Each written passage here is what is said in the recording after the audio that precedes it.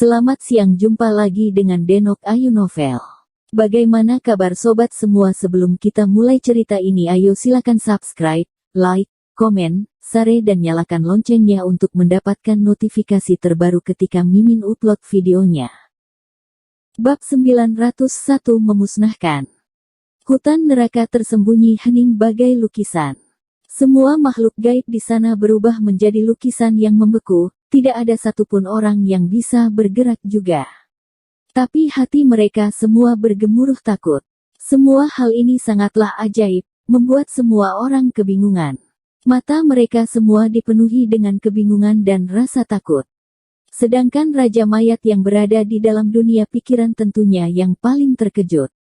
Suasana hatinya naik turun dengan cepat, sekujur tubuhnya seperti ada rasa untuk meledak. La adalah tokoh terkuat di dalam hutan neraka tersembunyi. La juga merupakan raja dari para raksasa mayat yang sudah hidup di hutan neraka tersembunyi selama puluh ribuan tahun. La sendiri mengira bahwa ia sangat kenal baik hutan neraka tersembunyi ini.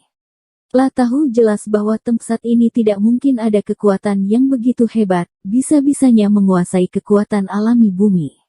Tapi kekuatan yang seperti ini bisa-bisanya muncul dari bawah tanah hutan neraka tersembunyi.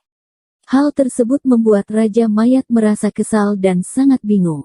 Di saat Raja Mayat sedang kebingungan dan mengerutkan dahi berpikir, sebatang panah pemusnah jiwa yang terbang keluar tadi seperti bolak-balik di tengah waktu, setia berdiri di ruang kosong dan terus bergetar. Segala hal di dunia ini seperti dihentikan. Hanya panah itu saja yang sepertinya dikendali oleh kekuatan ajaib itu dan tiba-tiba bergerak. Setelah bergetar lama, panah pemusnah jiwa itu pun mendadak berubah arah menunjuk Raja Mayat. Melihat hal tersebut, hati Raja Mayat pun mencelos. Matanya muncul rasa ketakutan. Detik selanjutnya, panah pemusnah jiwa itu berubah menjadi kilat perak, langsung menembak ke arah Raja Mayat. Pupil mata Raja Mayat langsung membesar, mulutnya pun berteriak kaget. Tidak. Panah pemusnah jiwa ini sudah menemani Raja Mayat untuk puluh ribuan tahun, merupakan salah satu senjata yang paling ia banggakan. Tapi sekarang senjata yang ia sangat sayangi itu bisa-bisanya menembak ke arahnya tanpa ragu. La bermimpi pun tidak akan menduga akan kenyataan ini. Dan yang membuatnya semakin kecewa adalah berhadapan dengan kenyataan yang tidak jelas ini, bisa-bisanya ia tidak bisa melakukan apapun. La tidak dapat bergerak, semakin tidak bisa menghindar. La hanya bisa melihat panah pemusnah jiwa ini menembak ke arahnya dengan kecepatan kilat. Set. Di pupil mata Raja Mayat yang membesar dan raut wajahnya yang semakin takut, panah pemusnah jiwa pun langsung menyerang dan mendarat pada tubuh Raja Mayat yang kering itu. Wajah Raja Mayat itu berhenti pada ekspresi kecewa, kekesalan dan ketakutan. Tubuhnya berguncang pelan, lalu terjatuh di tanah dan mengeluarkan suara kencang.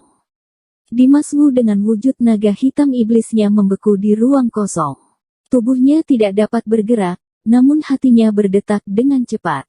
La melihat semua adegan yang aneh itu dan hatinya mengalami pukulan yang cukup besar. La tidak dapat mengerti semua ini, dirinya sangat kebingungan dan sangat semangat.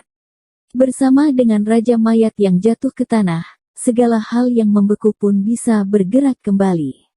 Seluruh hutan neraka tersembunyi pun kembali seperti semula. Kekuatan ajaib yang mengendali segala hal di bumi seperti tiba-tiba menghilang, membebaskan seluruh kekangan pada hutan neraka tersembunyi. Seluruh makhluk gaib pun terbebas kembali. Dimas Wu bisa merasakan dengan jelas bahwa seluruh kekangan di sekujur tubuhnya menghilang.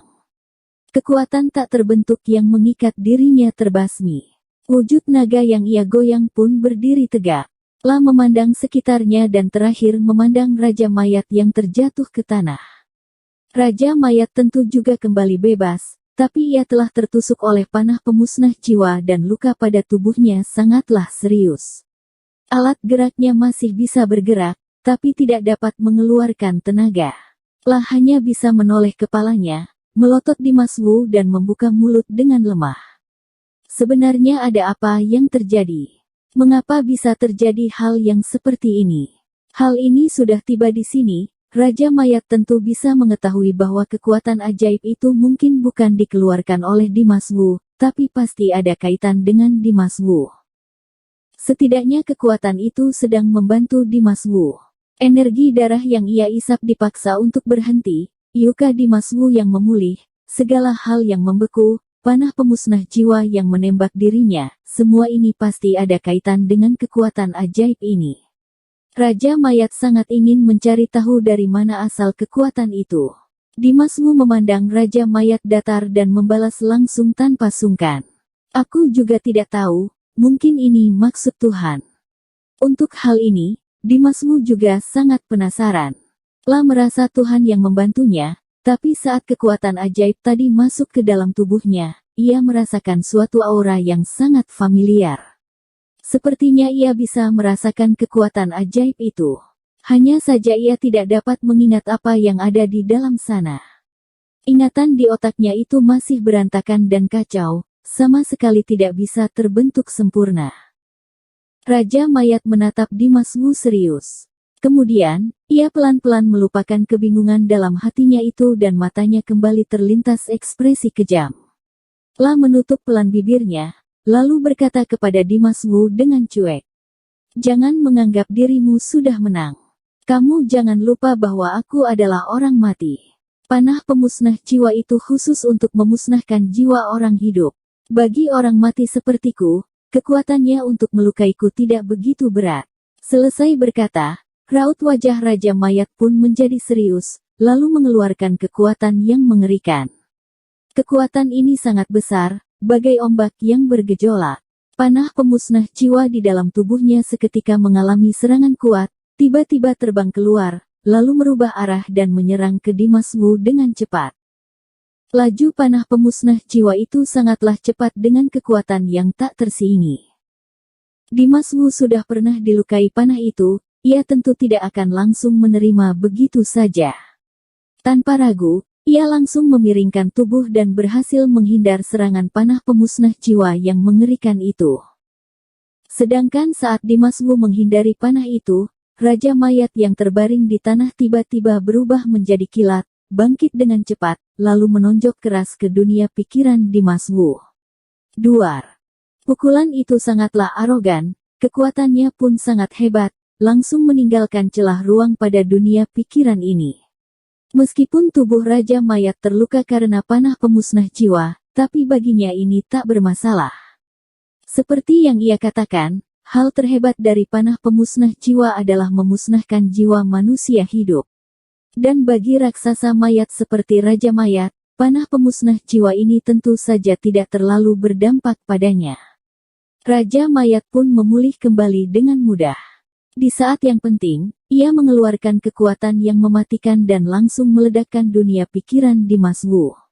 Sekalinya celah ruang itu muncul, Raja Mayat pun secepat mungkin langsung pergi menuju celah itu. Jelas sekali ia ingin melarikan diri dari dunia pikiran Dimas Wu. La tidak ingin berada di posisi yang dilukai dan hanya ingin segera kembali ke wilayahnya. Dimas Wu yang baru saja menghindari panah pemusnah jiwa, melihat Raja Mayat yang berlari ke celah ruang, ia pun tidak banyak pikir, langsung mengulur cakar naganya dan membawa kekuatan yang mematikan untuk menangkap punggung Raja Mayat. Dor. Sekali suara itu terdengar, cakar Dimas Wu pun mengeluarkan kekuatan yang hebat, langsung menyerang punggung Raja Mayat itu. Tubuh Raja Mayat seketika langsung terbang keluar ke depan dan berhasil terbang masuk ke celah ruang, sepenuhnya menghilang dari dunia pikiran Dimas Wu. Di sisi lain, di luar dunia pikiran, Komandan Raksasa Mayat dan Taoti baru saja kembali dari perubahan yang aneh. Mereka tentu juga membeku karena gelombang itu. Tapi sekarang mereka sudah terbebas kembali, hanya saja guncangan pada hati mereka belum berhenti. Mereka masih merasa tercengang dan bingung untuk hal tersebut. Duar. Di saat Komandan Raksasa Mayat dan Taoti masing-masing tercengang, gua yang begitu besar, ruang kosong yang bergemuruh, terdengar suara petir tanpa aba-aba. Sebuah celah sudah merobek ruang, tubuh Raja Mayat pun terbang keluar dari celah itu. Raja Mayat. Sekali melihat kemunculan Raja Mayat, Komandan raksasa mayat pun terkejut dan memanggil dengan kencang. Sedangkan Taoti menunjukkan wajah yang ketakutan, hatinya terus murung. Raja mayat sudah keluar dari dunia pikiran, tetapi ia sama sekali tidak melihat Dimas Wu, sepertinya lebih banyak berita buruk daripada yang baik. Taoti sangat khawatir dan merasa ketakutan. Tapi melihat tubuh Raja Mayat yang kehabisan tenaga dan wajah yang lemas, jelas sekali bahwa ia luka berat. Taoti pun muncul harapan Iyagi. Lah berharap Dimas Wu tidak mati, berharap Dimas Wu bisa kembali Iyagi ke sini. Mengingat hal tersebut, Taoti pun melihat adanya bayangan yang loncat keluar dari celah ruang itu. Itu adalah tubuh naga hitam iblis yang sangat besar. Auranya sangat kuat, gerakannya lincah. Sebagai naga, kekuatan naganya sangatlah kuat. Sebagai iblis, roh jahatnya sangatlah kuat. La adalah perwakilan yang mengerikan, simbol raja. Kemunculan ia membuat gua yang besar ini tertekan. Melihat naga hitam iblis, komandan raksasa mayat dan Taoti seketika tercengang. Mereka setia memandang naga hitam iblis yang besar, tubuh dan hati mereka pun ikut gemetar.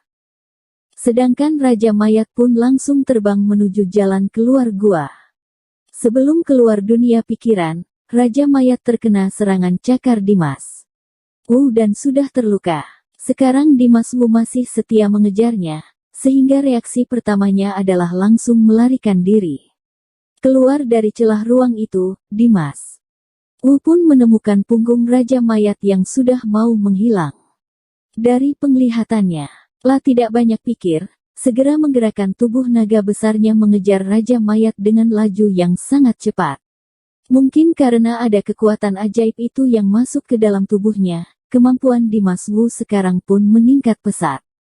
Mau kekuatan, kecepatan, kelincahan dan eksplosif pun menjadi sangat kuat. Sekejap waktu, Dimas Wu pun berhasil mengejar Raja Mayat. La Iyagi lagi mengulur cakar naganya itu, mengeluarkan seluruh kekuatannya, lalu menyerang keras punggung Raja Mayat. Serangan itu hampir menghabiskan seluruh tenaga Dimas Wu. Setelah menerima kekuatan ajaib itu, ia pun langsung mengeluarkan jurus yang paling mematikan. Karena lukanya cukup berat, gerakan Raja Mayat pun jelas sekali agak melamban. Menunggu ia merasakan krisis yang sangat kuat, serangan cakar naga Dimas Wu pun mendarat kasar di atas punggung Raja Mayat.